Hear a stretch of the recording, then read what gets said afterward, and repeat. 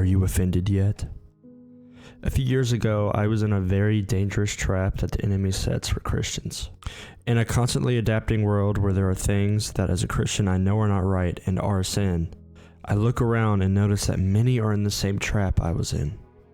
What's the trap? Offense. We live in a world of offense, where the world wants Christians to conform and adapt to the world's standards. Oh, you're a Christian? Well, you can't offend people. You're a Christian? You can't spread hate. I tried so hard in my life to not offend and to water down the Bible so it could be palatable to the world. To the point to where it strips everything away that makes the Bible the Bible. All because the world can't handle the truth that is Jesus. If I made lasagna and you told me you don't like tomato or cheese or beef, but you still want lasagna, it's not even lasagna at that point. You stripped it completely of its identity. And we have to realize, church, that our battle isn't the people, it's the spirits behind them. It talks about this in Ephesians 6:12. What happened to Charlie Kirk was he proclaimed the truth. And it aggravated the enemy in his agenda, so much so that he was a threat to the enemy. And the moment you proclaim Jesus is the moment that you have a target on your back marked by the enemy to be destroyed. When you preach and proclaim the Bible the way the world wants to hear it without offending anyone, you are deceiving yourself and those around you. But I thought God is the God of love. He is. I'm not saying mistreat those that are in sin, because you are too.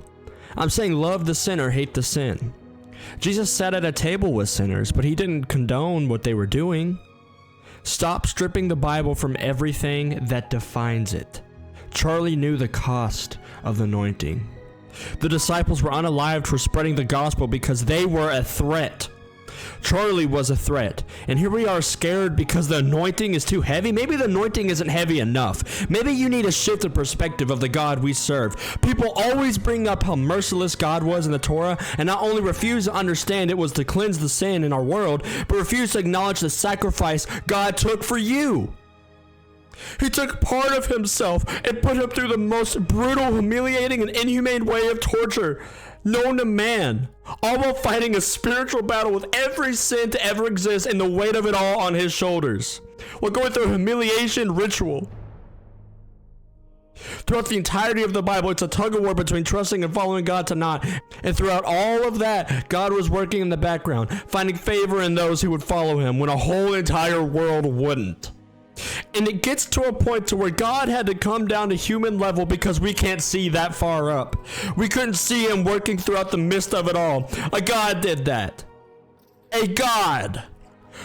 Tell me what other God in this world would do something like that. Tell me. Because there's not one. It doesn't exist.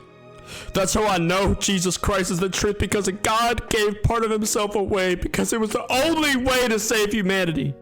And he did it in the most humiliating and gruesome way possible, all for you and for me. And that process is so far above any way any human can even comprehend how a God could do that. I'm in a season where I beg God for help because I don't deserve his grace. I'm a filthy sinner. I'm spat in his face knowing who he was. Knowing the truth, and I still did it. And he says I'm forgiven? I can't comprehend that, and I can't wrap my head around that because it's so far beyond human comprehension, and that's how I know that Jesus Christ is the truth. Because any God that has to lower himself to where I can see him and understand him and go through what Jesus went through, all for me is a definition of love and truth. It should have been me on that cross. He was innocent. An innocent man martyred. It should have been me on that cross. Stop trying to please everyone. The very existence of Jesus offended the spirits of the world to where they thought that they could kill him. But he defeated death. I feel like we romanticize love. Love isn't a warm, fuzzy feeling. Love is having those hard conversations. Love is a sacrifice for those around us. Love hurts sometimes. But throughout it all, we stick with them because that's what love is. So if you were preaching the gospel, evangelizing, whatever, telling your friends about the Bible, preach the real thing. This world is being lied to, and all we are doing is piling more lies on top of lies. Preach the fullness of God, not parts of it. Understand the cost and the sacrifice you have to make as a Christian, because it's going to cost you your life. The reason it's so hard to be a Christian is because it's a daily decision you have to make.